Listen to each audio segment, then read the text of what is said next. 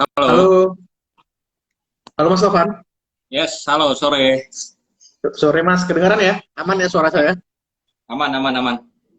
Oke, sebelumnya saya ingin berkenalan dulu. Selamat sore Mas Tovan. Sore. Saya Tirta dari Big Alpha. Mungkin Mas Tovan bisa memperkenalkan diri kepada teman-teman Big Alpha yang belum aware sebenarnya AFPI itu apa dan apa yang misi yang diselesaikan. Terutama Mas Tovan sendiri yang mungkin juga pelaku industri secara langsung. Ya, oke, sore semuanya. Nama saya Tovan. Saya saat ini ada di satu peer-to-peer lending ya, untuk produktif namanya sorry, kok Big Alpha sih, Aktif Aku namanya. Apa namanya? Maklum, saya penggemar Big Alpha soalnya. Aktif Aku, terus kebetulan saya saat ini juga terlibat di kepengurusan API. Saya di bagian Humas ya, kebetulan saya wakil ketua Humas, dan API sendiri adalah organisasi satu-satunya organisasi resmi dari OJK yang menaungi semua fintech pendanaan bersama. Nama lainnya dari ini ya, dari peer-to-peer lending di Indonesia.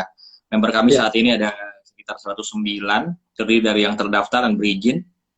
Dan basically ini adalah sebuah payung buat buat industri peer-to-peer lending di Indonesia gitu. Kira-kira gitu sih mungkin.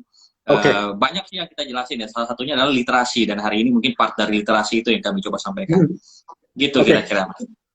Ya, Mas Tovan, kita mulai dari awal deh. Sebenarnya apa sih misi yang dibawa para pelaku industri fintech dan terutama API, sebenarnya apa sih masalah yang pengen diselesaikan di Indonesia oleh para teman-teman di API, dan datanya seperti apa, Mas? Mungkin bisa Iya, di-share?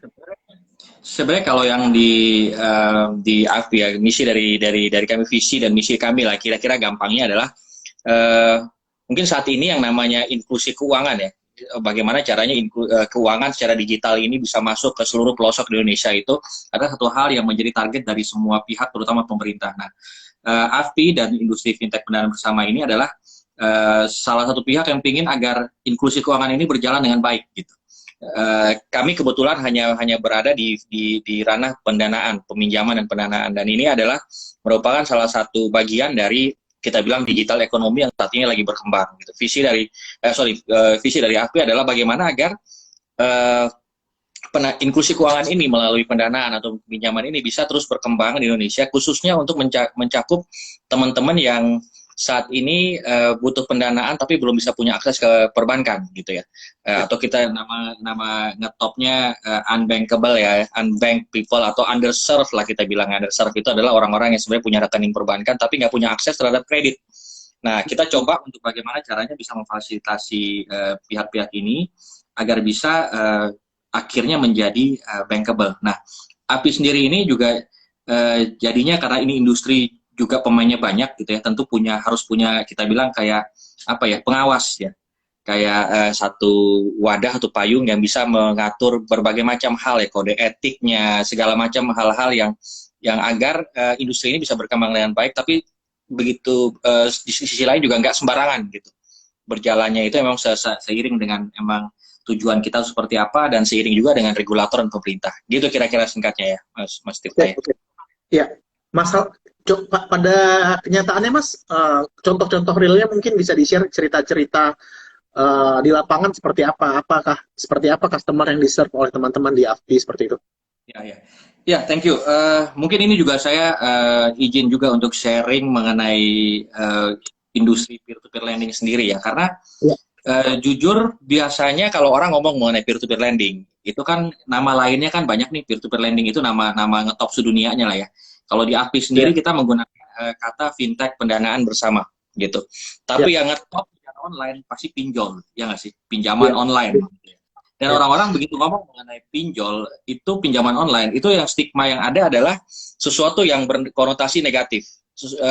Satu fasilitas yang memberikan pinjaman 500.000 sampai berapa juta dengan bunga tinggi.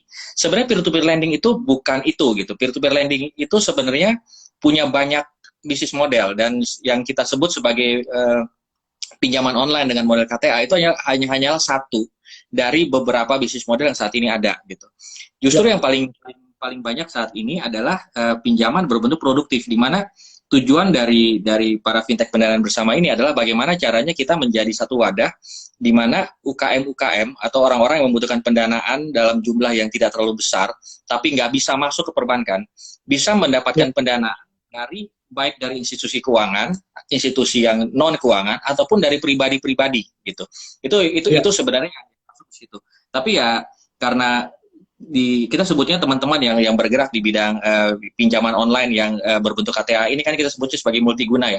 Teman-teman multiguna ini banyak banget pinjaman online ilegal yang masuk ke sini sehingga membuat stigmanya jadi seolah-olah fintech pendanaan bersama itu cuma itu gitu.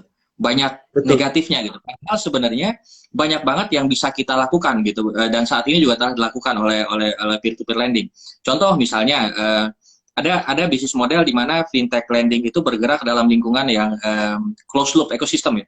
Jadi ada teman kami misalnya dia punya mereka bergerak untuk mensupport supplier hanya dari sebut merek ya Alfamart gitu. Supplier mereka cuma melakukan pendanaan di sana. Itu benar-benar pendanaan produktif buat supplier-supplier untuk bisa memasukkan barang, mereka bisa mendapatkan pendanaan dari situ. Ada juga teman-teman dari Amarta misalnya mereka meniru Grameen Bank gitu ya, melakukan pendanaan untuk komunitas gitu, komunitas yang terbatas. Jadi komunitas perempuan, ibu-ibu itu didanain oleh mereka sehingga satu komunitas ini bisa berkembang dengan baik gitu. Nah, ini hal-hal seperti itu juga belum terangkat dengan belum kelihatan gitu. Yang dilihat adalah justru pinjol ilegalnya. Kemudian juga model-model kayak di tempat saya misalnya atau di Investri, teman-teman dari Investri itu mereka benar-benar menggunakan bisnis model untuk membiayai untuk produktif gitu. Masuk ke bidang-bidang mana orang-orang punya invoice tapi dibayar lama, mereka bisa melakukan pendanaan di situ atau mungkin teman-teman pekerja-pekerja kreatif ya yang mungkin YouTuber atau yang lain-lain punya PO, punya pekerjaan dan lain-lain cuma dibayarnya lama gitu kan. Mau masuk ke bank kan nggak bisa gitu. Bisa lewat dari kami gitu. Atau juga mungkin untuk hal-hal yang lain gitu, misalnya kredit rumah gitu misalnya ya. Teman-teman yang kreatif apalagi ya, influencer gitu-gitu kan dianggap kalau oleh perbankan kan nggak dianggap sebagai orang bergaji. Kalau nggak dianggap sebagai orang nggak bisa mendapatkan kredit gitu. Nah, tugas dari kami adalah bagaimana caranya membuat kredit history ini terbentuk dengan baik sehingga habis itu akan bisa masuk ke bank. Jadi unbankable tadi bisa menjadi bankable, kira-kira seperti itu. Ini yang saat ini dijalankan dan so far itu pendanaan yang sudah kami salurkan itu secara overall tuh sudah sekitar 250-an triliun dari mulai berdiri dari industri ini ada ya di akhir 2016 sampai saat ini dan kebetulan di tahun ini sendiri targetnya adalah sekitar 120 sampai 150 triliun. Sesuatu yang tadinya kita pikir nggak bakal tercapai karena pandemi. Cuman ternyata 2020 di saat pandemi pun ternyata bisa mencapai pendanaan up 25%, 25% dari yang tahun 2019. Nah, sekarang kita lebih optimis untuk bisa membantu teman-teman yang mungkin sekarang baru pulih dari pandemi ya. Dari pandemi untuk mengakselerasi usaha-usaha mereka lewat pendanaan bersama ini. Gitu, Mas. Mohon maaf sebelumnya Mas, ini patah-patah di Mas Tovan ya. Coba komen dong patah-patahnya di mana nih? Teman-teman. Sorry. Saya suaranya sih jelas tapi gambarnya agak patah-patah. Sorry, sebentar ya. Nah, saya coba ganti ini ya, WiFi ya. Boleh silakan.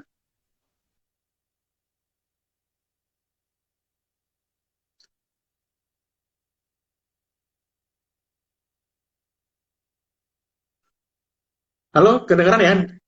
Kalau saya masih kedengeran nggak? Di Mas Tovan berarti patah-patahnya ya? Oh, kalau saya aman. Coba komen dong, bantuin. Ya, buat yang baru bergabung, ini kita di Kava sedang membahas P2P lending dan fintech pada umumnya dengan AFI, Asosiasi Pendanaan Bersama di Indonesia. Nah, ini Mas Tovannya drop.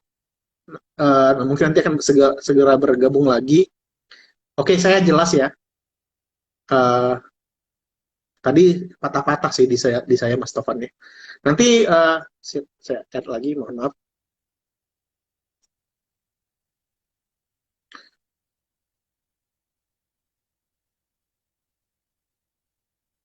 Halo.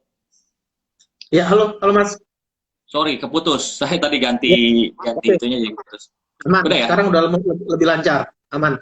Oke, jadi kalau saya boleh recap Mas, sebenarnya kan di media dan di sosial media yang ngetop ini kan sebenarnya cuma pinjol atau multiguna yang sebenarnya cuma salah satu dari bisnis model pendanaan di Indonesia ya Mas. Sebenarnya Ya. kalau bisa dirasiokan prosesnya persentase itu seberapa banyak Mas antara yang multiguna atau yang produktif gitu. Sebenarnya jadi gini, kalau kita ngomong yang benar-benar multiguna, Ya, itu sebenarnya di bawah 50% ya. ya. Cuman jadi kalau di kami ini multiguna ini juga punya line produktifnya juga gitu. Jadi yang in Oh, oke. between juga lumayan gitu.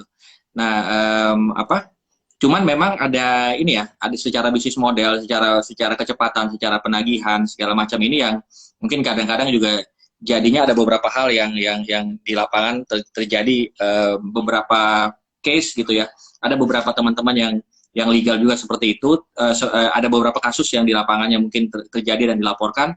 Tapi sebenarnya justru yang hal-hal yang muncul dari yang ilegal ini yang kami sekarang itu jadi PR besar buat AFPI dan juga OJK buat gimana caranya ya kita bisa satu hal adalah membasmi mereka, hal kedua adalah bagaimana meningkatkan literasi melalui edukasi-edukasi ini gitu agar benar-benar misi dari si peer-to-peer lending ini buat masuk sebagai seperti apa gitu ya bisa kesampaian gitu bukan jadinya malah kok dipikir sebagai menjebak atau gimana gitu kan karena ya jujur demand dari pinjaman ini tuh sangat besar di Indonesia, gede banget gitu. Iya, Jadi akhirnya mengundang banyak orang-orang yang sebenarnya nggak bertanggung jawab juga untuk bisa terlibat juga untuk bisa masuk ke sini juga gitu mas. Karena ya saat ini secara secara teknologi orang bikin aplikasi itu kan bisa dibilang gampang ya, tinggal betul, betul. masukin ke Google Apps pun gampang gitu, nggak ada filtering di situ gitu. Malah banyak dari mereka yang melakukan duplikasi nama terhadap peer-to-peer-nya sendiri gitu. Nah, Betul. hal-hal ini yang belum bisa dikontrol dan ini juga satu PR buat dari AFPI sendiri Iya, bagaimana melakukan edukasi, tapi satu sisi juga bagaimana bekerja sama dengan pemerintah agar kita bisa menelurkan aturan-aturan lain yang bisa memberantas mereka gitu. Dan ini yang sebenarnya harapan kami saat ini terbesar ada pada Undang-Undang Perlindungan Data Pribadi ya. Karena oke. Iya, iya, begitu iya. ini keluar sebenarnya setiap aplikasi yang meminta agar data ini keluar, data pribadi ini keluar, udah bisa dijerat pidana gitu kan. Kalau sekarang kan nggak Betul, bisa gitu. Eh, betul. apa namanya aplikasi ini hanya bisa dijerat jika ada laporan gitu kan. Nah ini yang Oh, oke. repot gitu. Sedangkan kita Ya, nggak bisa langsung dari early stage langsung kita blokir. Nah ini yang sekarang kita juga berharap bapak-bapak di DPR sana bisa lebih cepat untuk bisa mengesahkan ini. ya. Mas, tadi sempat ngomong juga sedikit tentang masalah penagihan. Ini kan yang beberapa kasus di media yang terblow up itu kan kadang-kadang banyak orang yang gagal bayar, lalu didatangi debt collector, terus ada teman-teman yang tiba-tiba dicat oleh debt collector merasa sebagai dia penjaminnya, padahal kenal pun enggak. Nah, Ya, ya, kasus-kasus ini kan sebenarnya yang mencoreng industrinya ya. Maksudnya betul. ada misi sosial yang sedang dibawa, tapi malah kasus-kasus satu dua atau beberapa ini yang malah mencoreng industrinya secara keseluruhan. Nah, apa yang sudah dilakukan teman-teman di AFPI atau pelaku-pelaku industri misalnya untuk memperbaiki hal ini gitu? Apakah yang udah ada audiensi dengan pemerintah atau seperti apa, Mas? Iya, sebenarnya kalau kita ngomong mengenai penagihan gitu-gitu, salah satu yang dilakukan oleh AFPI adalah membuat code of conduct ya. Ada aturan kode etik yang dan terutama yang sangat-sangat difokuskan adalah mengenai penagihan ini. Ya, Penagihan yang kami lakukan yang diatur oleh AFPI adalah kita ngatur mengenai hari penagihannya, jam penagihannya. Misalnya sehari penagih boleh 3 kali maksimum gitu ya. Maksimum dari jam 8 pagi, maksimumnya jam 8 malam. Nggak boleh dilakukan di hari libur gitu. Misal hal-hal ini benar-benar dijaga sekali. Hak akses terhadap gadget juga dijaga sehingga penagihan pun nggak bisa melakukan penagihan kepada orang-orang yang terdekat gitu-gitu, orang-orang yang ada di handphonenya. Kalau nah ini yang nggak diatur yang nggak ada aturannya sehingga pada buat ilegal ya sehingga buat mereka ini bisa mengakses sembarangan ke sana gitu. Nah penagihan mengenai debt collector pun misalnya kebanyakan adalah debt collection gitu dan kalaupun ada yang ke lapangan segala macam AFPI itu juga menyaring agensi-agensi yang bisa melakukan penagihan. Jadi di AFPI ya, itu juga kami melakukan yang namanya sertifikasi terhadap agen penagihan. Saat ini sudah ada lumayan ya, lebih dari 10 agensi untuk penagihan. Tapi semua supervisor dan saat ini juga kita lagi melakukan sertifikasi buat agen-agen lapangannya harus punya sertifikasi dari AFPI. Maksudnya apa? Agar mereka bisa melakukan penagihan itu sesuai dengan apa yang kita gariskan, yang kita atur di betul. Code of Conduct. Sehingga yang namanya apa namanya penagihan dengan kata-kata kasar dan segala macam itu bisa kita reduksi. Nah, kalaupun di lapangan, nama juga manusia ya mungkin ya, ada anomali beberapa orang yang bisa seperti itu dengan laporan masuk ke kami, otomatis akan ditindak tegas oleh AFPI langsung ke sana gitu. Jadi sebenarnya penagihan ini oleh teman-teman peer-to-peer yang legal ini sebenarnya menjadi satu hal yang sangat concern besar buat mereka, karena kesalahan sedikit aja di lapangan beda dengan yang diatur oleh Code of Conduct AFPI, maka yang kena adalah mereka gitu. Ya. Jadi kami sangat-sangat menyayangkan juga kalau misalnya jadinya malah jadi termix up ya antara penagihan dari yang ilegal dan jadi yang dengan yang legal gitu. Karena kalau di legal sih kami berusaha sampai sekarang ya berusaha untuk bagaimana caranya ini semua untuk sesuai dengan koridor. Cara yang tadi ya baik sertifikasi semua agen penagihannya gitu ya. Juga tenaga-tenaga collection internal juga dipagarin semua gitu, dan jelas ada sanksinya buat di AFPI sendiri gitu. Oke. Ya, Mas Tovan. Oktober ini kan dikenal sebagai bulan inklusi keuangan nih, di mana semua stakeholder di industri keuangan yang saya tahu pasti berpartisipasi dalam mengedukasi publik. Nah, sebenarnya apa agenda-agenda yang dilakukan teman-teman di AFPI untuk mengedukasi masyarakat Indonesia tentang industri pendanaan seperti ini, Mas? Karena saya sih pribadi ngelihatnya masih banyak sekali PR besar yang harus kita kerjakan bersama untuk menyelesaikan masalah ini. Ya,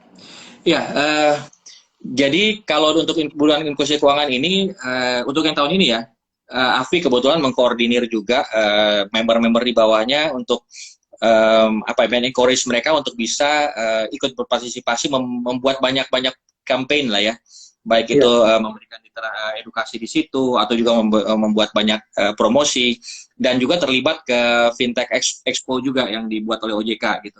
Kebetulan juga banyak dari member kami yang ikutan juga di sana. Nah, selain itu juga kami saat ini juga lumayan sering ya berkolaborasi dengan berbagai institusi, regulator juga ya, untuk ikut dalam acara BIK-nya mereka, bulan inklusi keuangannya mereka, agar bisa ikut memberikan literasi mengenai kami gitu. Kemarin kami ada acara dengan OJK di Sulselbar gitu ya, kami sampaikan juga mengenai peer-to-peer seperti apa gitu. Kami masuk juga ke acara-acara di kampus, di komunitas-komunitas terutama ya, komunitas-komunitas pengusaha dan lain-lain. Nah, ini kami kerjasama juga di situ, selain dengan cara adalah membuat publikasi-publikasi dari internal kami sendiri gitu. Dan ya salah satu halnya juga kalau kami bisa ya seperti hari ini gitu juga ya, ini adalah satu hal yang juga buat kami adalah satu hal partisipasi kami juga untuk bagaimana caranya meningkatkan inklusi keuangan ini, terutama sekali di bulan Oktober ya, di periode di mana ya ini jadi big periodnya buat industri keuangan itu sendiri gitu. Banyak kok Mas, nanti ada, ini kan baru minggu pertama, baru masuk minggu kedua ya, akan ada banyak beberapa promo-promo yang akan kita, terutama di AFPI nanti akan mungkin kalau teman-teman mau lihat kira-kira ada apa aja campaign dari member-member AFPI, bisa dipantau juga di sosmednya AFPI. Kami akan ngasih tahu rekap-rekapnya kira-kira apa aja di platform mana gitu, kira-kira gitu. Iya. Oke, mudah-mudahan nggak cuma bulan Oktober ya Mas, tapi juga 11 bulan yang lain. Jadi buat teman-teman juga silahkan follow Instagramnya AFPI Official, itu adalah asosiasi yang legal, jadi buat merasa teredukasi, dan pasti banyak konten-konten yang terus mengedukasi tentang industri ini gitu. Jadi gemanya, ripple efeknya nggak cuma yang negatif-negatif aja, yang mungkin sangat sebagian kecil lah dari keseluruhan industrinya. Nah, oke Mas. Sebenarnya kita coba ada pertanyaan nggak? Kalau ada pertanyaan silakan di question box atau di komen. Tadi ada beberapa tapi takutnya udah kelewat jauh banget ya. Di question box aja, takutnya gue kelewatan sih. Ya, kalau ada silakan aja, nanti kita minta Mas Tovan untuk menjawabnya. Nah Mas, sebenarnya tantangan terbesar apa nih? Ada nggak pertanyaan ini? Oh, bukan pertanyaan nih. Nih di question box saya takut kelewatan soalnya banyak banget yang join gitu. Nah, sebenarnya tantangan terbesar untuk mengedukasi masyarakat ini seperti apa sih Mas? Untuk khususnya spesifik sekali industri pendanaan?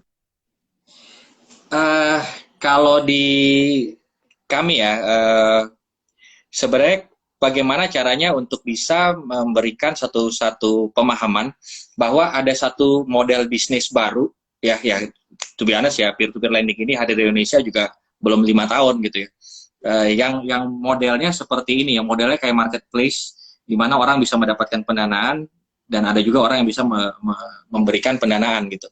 Nah, tantangan terbesar adalah bagaimana caranya untuk bisa me-educate bagaimana ini dimanfaatkan dengan baik. Dari sisi borrower sendiri, edukasi terberatnya adalah bagaimana caranya supaya pinjaman ini bisa dimanfaatkan dengan efektif gitu. Karena maksudnya di peer-to-peer lending ini adalah pinjaman secara online, pinjaman secara digital, gampang banget untuk untuk kita dapatkan gitu ya, kita peroleh gitu ya, kita apply gitu gampang. Tapi pada kenyataannya orang-orang saking gampangnya, jadi berpikir bahwa ini kayak cash tambahan gitu. Nah ini yang repot ya. Ini yang jadi satu kendala buat kita. Bagaimana mengedukasi orang-orang ini agar kalau minjam itu ya mungkin seperti yang sering banget oleh Big Alpha atau mungkin teman-teman dari financial planner untuk yang selalu dengung-dengung kan ya, kalau pinjam ya kalau nggak ada kebutuhan ya jangan minjam gitu. Bukan berarti ini gampang terus habis itu minjem aja terus habis itu udah selesai. Ada pay later sekarang misalnya, bukan berarti habis itu bisa beli segala sesuatu gitu kan. Tapi kemudahan ini digunakan untuk bisa mengaccelerate menjadi semacam pengungkit ya buat kondisi keuangan kita gitu. Bukan sebagai cash tambahan. Sisi lain, pendidikan juga tantangan kami adalah buat lender-lendernya gitu. Karena lender ini juga kebanyakan, terutama yang produktif ini adalah berasal dari pendanaan dari orang-orang juga gitu kan. Nah, biasanya kan mereka cuma lihat, wah bunganya tinggi nih gitu kan. Wah ini ada ini di cover oleh agunan nih atau apa gitu. Cuman bukan berarti ini nggak beresiko gitu. Nah yang namanya high risk high return tetap berlaku juga untuk di peer-to-peer lending gitu. Begitu dibilang bahwa ini adalah 18%. Kenapa? Karena emang dari usaha yang kita danain itu juga ada kemungkinan gagal bayar gitu kan. Kita ngomong obligasi perusahaan besar aja gitu, kita ngomong reksadana terproteksi aja ada yang bisa gagal bayar gitu. Apalagi di sini gitu. Apalagi di sini. Nah, ini yang kadang-kadang harus dipahamin gitu. Ditahu juga ini bisnis model seperti apa, bahwa lender-lender ini ikut mendanai UKM misalnya, bahwa mereka juga tahu bahwa risiko UKM ini ada up and down-nya juga di situ gitu. Kita mendanai satu perkebunan gitu misalnya, tapi kita nggak pernah tahu perkebunannya ini tiba-tiba gagal panen misalnya. Jadi maksudnya faktor risiko ini yang juga kita harus pahami gitu. Nah, literasi kedua sisi ini yang sekarang menjadi tantangan besar buat kami gitu. Kira-kira gitu sih Mas. Oke, Mas, ini ada pertanyaan dari Steve Yaya. Halo Mas Taufan, mau nanya, P2P lending kan no collateral ya. Bagaimana caranya untuk mitigasi resiko gagal bayarnya, Mas? Silakan. Ya, sebenarnya ada yang tanpa kolateral, ada juga yang kolateral. Biasanya tanpa kolateral itu bentuknya tuh, mungkin contohnya adalah kita sebut sebagai invoice financing atau receivable financing ya.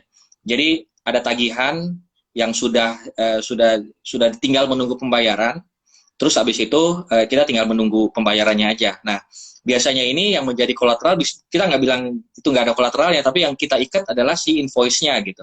Jadi ibaratnya di sini kita tinggal menunggu pembayaran dari pemberi kerja gitu. Tapi kalau misalnya yang kita berdanain adalah project ini kan belum dilakukan. Proyek belum dilakukan berarti ada performance risk yang ada di situ gitu. Nah, biasanya kalau ada seperti itu, biasanya ada jaminan yang diminta oleh peer-to-peer lendingnya gitu. Tapi ya, mostly diharapkan adalah peer-to-peer lending ini kan nama juga digital ya, bisa memberikan semacam alternatif credit scoring ya, bagaimana caranya menilai dari karakter dari orang berdasarkan segala macam data yang kita punyai secara online gitu. Banyak providernya, banyak triknya, banyak macam-macam yang bisa dilakukan di situ, sehingga walaupun tanpa kolateral kita bisa cukup yakin bahwa ini bisa terbayarkan. Kayak tadi saya bilang misalnya invoice dari perusahaan besar, taruhlah sebut nama misalnya Indofood gitu ya. Indofood akan bayar 3 bulan kemudian, ya kita tanpa jaminan pun yang bisa membuat itu gagal adalah kalau Indofood-nya bangkrut gitu misalnya. Hal itu yang membuat akhirnya kalau pembiayaan closed loop seperti itu atau dari pemberi kerja yang udah pasti, ini membuat tingkat kegagalannya ini jauh lebih kecil di hal-hal seperti itu gitu. Karena yang kita pegang justru kredibilitas dari pemberi kerjanya gitu. Yang mungkin ada beberapa juga teman-teman yang bermain di multiguna, mereka juga sebenarnya secara tingkat risiko itu tinggi. Tapi karena mereka pecahannya kecil, biasanya mereka dengan gampangnya di-cover oleh asuransi sebenarnya, asuransi kerugian. Sehingga di situ pun jika kenapa-kenapa mereka bisa di-cover di sana. Cuman biasanya teman-teman multiguna ini tidak membuka sisi pendanaan, hanya ada di sisi peminjaman aja gitu. Sisi pendanaan adanya biasa di kredit produktif gitu. Oke. Biasa di situ sih. Jadi alternatif kredit scoringnya di samping kita juga ngecek ya backgroundnya orang-orang seperti apa gitu. Kita nggak punya Ya. akses ke Slick teman-teman perbankan, tapi kami juga punya beberapa media seperti Pevindo gitu ya, biro kredit yang dimanfaatkan untuk tahu datanya. Di samping kami internal juga di AFI juga punya sendiri ya. Oke. Ya. Oke, udah cukup jelas ya. Ini ada pertanyaan lagi Mas dari Pinat. Dari ya Pinat, izin tanya, peran AFI dalam memberantas pinjol ilegal gimana Mas? Silakan. Nah, itu dia. itu jadi satu hal yang menarik nih sampai sekarang. Jadi kalau kita bilang AFI sebenarnya AFI nggak punya satu kekuatan untuk memberantas ya. Jadi kalau AFI sekarang jadinya bekerja sama dengan SWI, Satgas Waspada Investasi. Jadi kalau ada laporan masuk ke AFI nih, kalau itu adalah member kami tindak pas itu. Tapi kalau bukan, yang kami lakukan adalah kami teruskan kepada Satgas Waspada Investasi.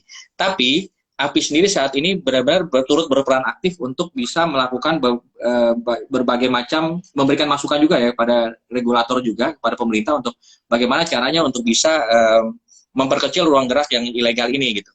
Contohnya mungkin teman-teman tahu di bulan Agustus kemarin tuh ada pengumuman bahwa ada lima institusi keuangan gitu ya, ada polisi, ada OJK, ada Bank Indonesia, Kominfo, ada Kementerian Koperasi UKM, mereka sama-sama bareng gitu ya untuk bertekad untuk mempersempit gerakan dari yang ilegal ini gitu. Google juga waktu kemarin juga sudah komitmen untuk dia hanya akan menaikkan aplikasi dari perusahaan yang legal misalnya. Cuma secara teknisnya nanti kita coba terapkan. Ini juga satu hal yang membantu di kami. Bank Indonesia juga udah membantu dengan cara bank-bank tidak diperbolehkan untuk bekerja sama dengan perusahaan-perusahaan fintech yang ilegal. Payment gateway juga sama. Payment gateway juga terus terang ini juga kan mereka ini yang paling sering dimanfaatkan oleh pinjaman ilegal untuk masuk ke dalam aplikasi mereka. Nah, hal-hal ini yang dari AFI bantu untuk komunikasikan terus gitu ya, memberikan masukan-masukan kira-kira seperti apa yang bisa dilakukan, termasuk juga dengan undang-undang perlindungan data pribadi. Itu juga satu hal yang kami terus berusaha untuk tekan terus, sehingga jika ini bisa disahkan, kerjasama bisa dijalankan, maka ruang gerak dari para fintech ilegal ini bisa terbatas dan syukur-syukur nanti bisa benar-benar hilang dari sini. Oke, thank you Mas. Ini ada pertanyaan lagi Mas. Halo Mas Tovan, mau tanya apakah ada standarisasi laporan kredit scoring, dan pencegahan terhadap fraud? Makasih. Pencegahan terhadap fraud, dari si ininya ya, dari sisi borrower. Iya benar. Apakah ada standar antara salah satu fintech dengan fintech yang lain, antar sesama member AFI mungkin?